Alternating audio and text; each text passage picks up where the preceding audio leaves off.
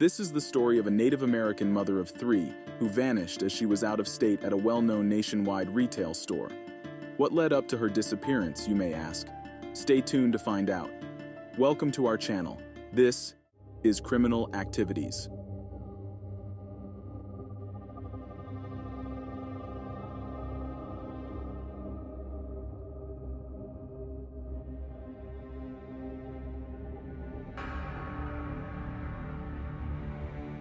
Freda Knowshisgun, born March 14, 1982, was 34 years old at the time of her disappearance. She also sometimes went by Know's Gun. She primarily lived in Montana and was a mother of 3. She had 2 boys and a girl, named Lyrical, Mason, and Trinity. She also had an older sister, Frances, and her mother was named Barbara Stewart. She was a member of the Crow Nation in Montana. If you are unfamiliar with the Crow Nation, it is a Native American tribe located in south-central Montana, bordered by Wyoming on the south, with its northwestern boundary about 10 miles from Billings. Crow Indians are a plains tribe, the majority of whom speak the Crow language, part of the Missouri River Valley branch of Siouan languages.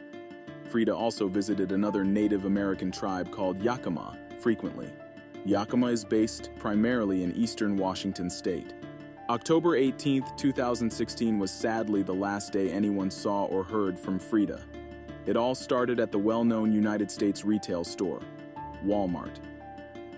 Freda was in Kennewick, Washington at the time. She wanted to get back home to her children in time for Halloween because she promised them she would take them trick-or-treating, but she was stuck there in Kennewick due to insufficient funds. She didn't have enough money for gas to drive all the way back home to Crow Agency, Montana, which was 740 miles away.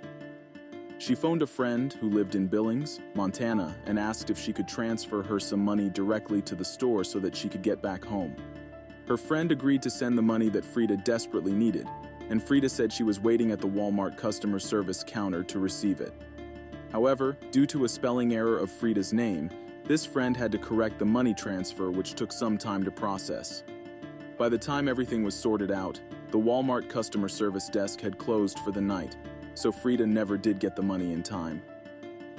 15 minutes went by after the money was wired, and the friend called her back to see if the money had gone through. However, Freda's phone was no longer working anymore and was going straight to voicemail.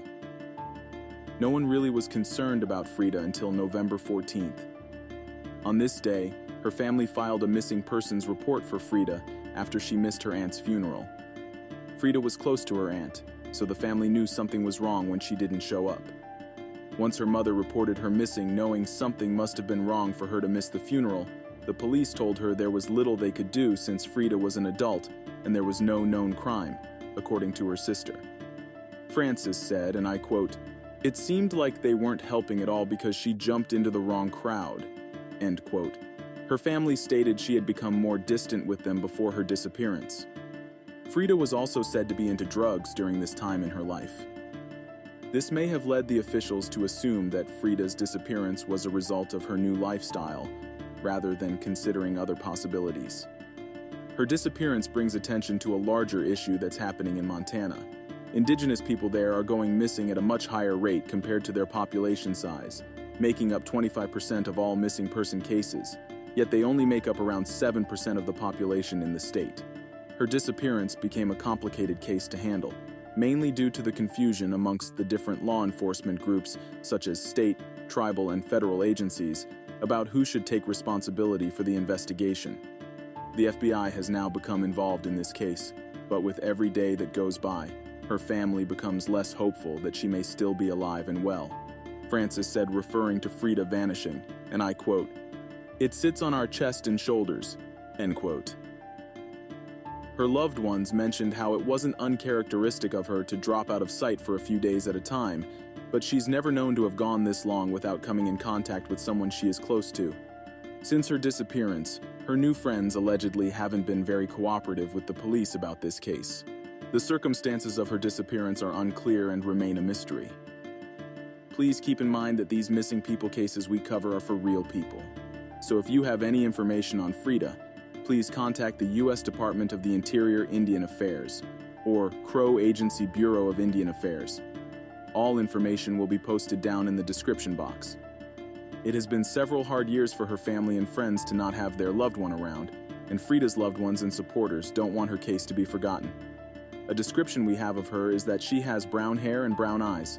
Her last known weight was between 150 and 160 pounds, and she is 5 feet 5 inches tall. She is American Indian or Alaska Native. She has a tattoo on her right calf of Mickey Mouse with a basketball, a tattoo on her right shoulder of a tiger lily, and some initials.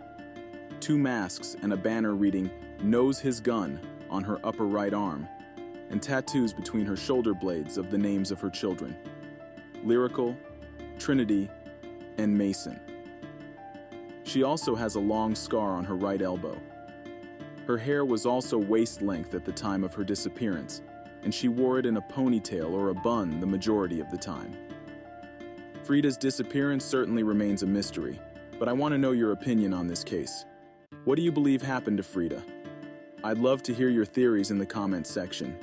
This is Criminal Activities signing off. Stay safe out there.